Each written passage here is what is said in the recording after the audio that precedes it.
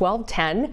So we're a couple of hours now into this special session. Lawmakers at the Capitol, they started at 10 o'clock to try and pass this two-year budget. The House and Senate gavelled in this morning, and they'll need to vote and pass more than a dozen bills.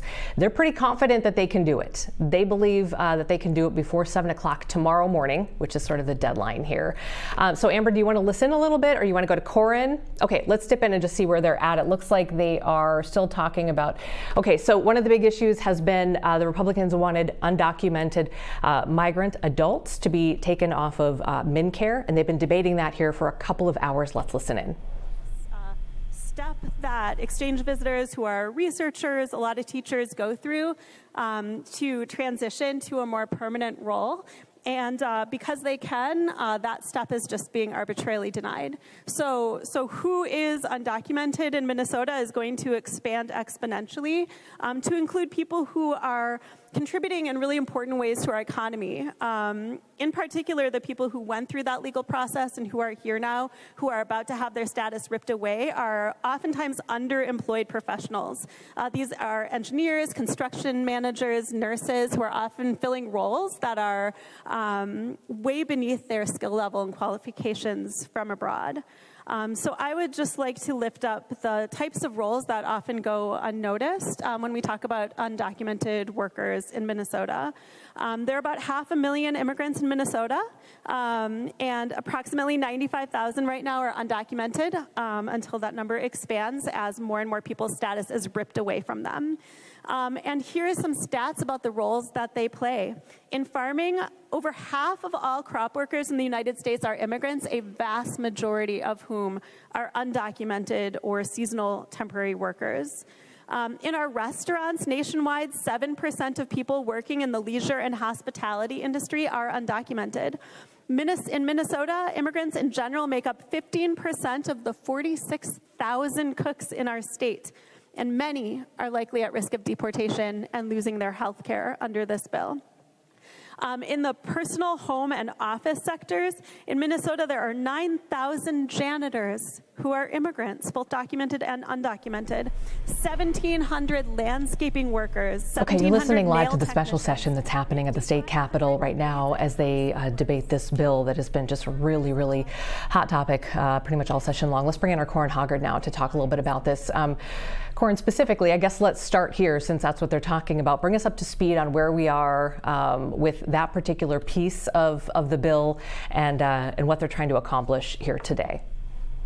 It's the first bill that they brought up in the House, so they've been talking about this for a little over 2 hours already, just one bill. They have 15 bills to pass in 21 hours, so that's not a good pace for them, but this is definitely one of the bills that's going to take a little while longer to get through the comments. It basically does take everybody off of MinCare if they're undocumented and they're over the age of 18. So currently there are about 20,000 undocumented immigrants who have signed up for MinCare since January 1st when it became legal. This would cut almost all of them off and leave just children. There was an amendment offered, in this case just one, and that would have allowed people 60 and over to stay on MinCare, and people who had very life-threatening conditions stay on it. But that was voted down, not part of the agreement that the leaders and the governor made. And so, like most amendments so far that I've seen in the Senate and in the House, if they weren't part of the agreement, they're not going to stick. So yeah, that's the case here. We've got, like I said, more than 2 hours of debate on this one. It is number 1 in the House. It's number 8 in the Senate. Okay. The Senate gavelled in a little bit late, I want to say. They were like at 10:20, but they've already gotten through 2 bills. Okay. They have voted yes on a higher ed bill and an energy bill. They're currently debating an environment bill. Okay. Just really quickly, a follow-up on that undocumented immigrant portion of the bill. So at this point, though, I mean, the parameters have sort of already been decided, no? Or are they still debating? Could things still change? I thought when we get to this point, everybody's sort of in agreement. So why are we kind of having to hear from everybody here? So the best way to put this is that the leaders made an agreement, the members haven't agreed. The members are still legally allowed to offer amendments, and they are definitely allowed to speak their minds about each of the bills. leaders have been discouraging amendments, and they have been encouraging members to basically have their say on social media or after everything is done here. But that is not something that they can enforce by just cutting off debate here. So again, just one amendment was offered on this one. It would have expanded or it would have shrunk how many people were taken off of MinCare. So that did not pass. And there have been several amendments offered up here in the House, in the Senate as well. None of them have passed. And so I think that everything that the leaders and the governor agreed to is sticking for the moment. Okay, well, we'll definitely check in with you next hour and see kind of where we're at too, right? Because that'll tell us a lot, I think, on what kind of track they're on. There was also just really quickly, there was I think related to that there was something happening this morning around 8:15 with was it the People of Color Indigenous Caucus? Is it that? Do you want to tell us? Do you know anything about that, or did you see what had happened there? Yeah, they have been pretty outspoken that they do not like this bill here, that the House, you just saw the debate underway for modifying Minnesota care eligibility for undocumented adults. And that's what they came here to say at 8:15 this morning, an hour and 45 minutes before the session started. And before we go to the sound from Maria Isa Perez Vega, I'll just tell you there were protesters who've been here at the Capitol for most of the days since the regular session ended. They were indeed here again, lying on the floor outside of the House chamber, waiting for representatives to show up and chanting that, not to take away this care. And that's the message we got from the people of color and indigenous representatives this morning. Okay, let's take a look at some of the sound that we've got from this morning.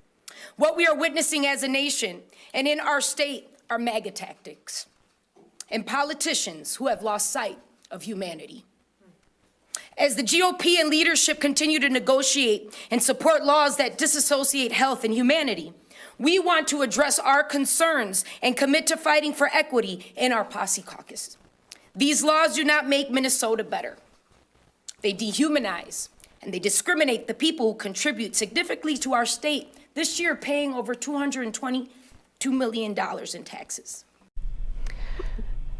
And if I can just add, on the House floor, Representative Robert Bierman, who is not part of that Posse Caucus, mentioned that in his 7 years in his body, this is the dumbest, most cruel, most short-sighted, most inhumane decision I've ever seen.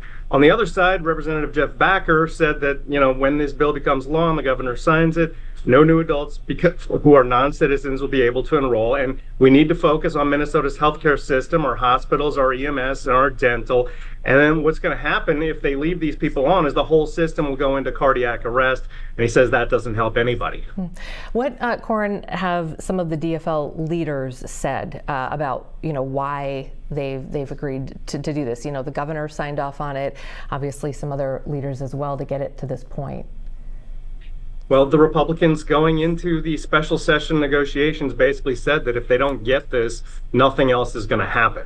And so, that was basically the beginning of the negotiations. They weren't going anywhere if there wasn't an agreement on cutting some of these undocumented immigrants off of Minnesota care. And so, Melissa Hortman, the Speaker Emerita, the Democratic leader in the House, has basically told us that she's going to hold her nose and cast the deciding vote to support this, but she doesn't like it. Okay. There's not a lot of room in a special session for dissension. It's going to be, it's a very tight situation. So remind us again, kind of the deadline here and what everybody needs to get this stuff passed. Yeah, the plan is to get these 15 bills passed by 7 a.m. So they have 21 hours. They started at 10 a.m. 21 hours to get through 15 bills. It was initially 14, but they split the capital investment into two different bills, bonding and cash. And so we're looking at 15 different bills. So again, that pace has got to be like at least one bill every hour and a half. And clearly 220 into the first bill discussion here. They're not on that pace in the House. The Senate has passed two bills. So they're on a better pace. But again, the House took up the most difficult bill first, I would say. Sure, which I guess makes sense. So, okay, and if they don't finish, they just call another special session? Is that kind of how it works? Yeah, mean, they can't hold them to that agreement legally, but everybody said that they gave their word that they'd finish in one day, and they're planning to do whatever they need to do to make that happen. So, if you're here at 4 a.m. and you've been here since 10 a.m., you might be more inclined to just whatever button it takes to go home.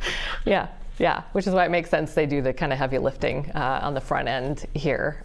Might be able to get through some of those others more quickly. Okay, well, Corin, if you're good with it, I don't know what else you got going on today. If this is, you're just kind of hanging out, waiting and listening, we'd love to check back in with you here next hour and see where they're at. We'll see if they've moved on from that or not. Absolutely. I'll be here for quite a long time, Amy, so feel free. Enjoy these last moments at the Capitol before you have to just let it all go for the summer. So maybe, we'll look at the glass half full. Absolutely, and I'll enjoy some Mountain Dew today as well. You do that. Cheers. All right. Thanks, Corin. Talk to you in a bit.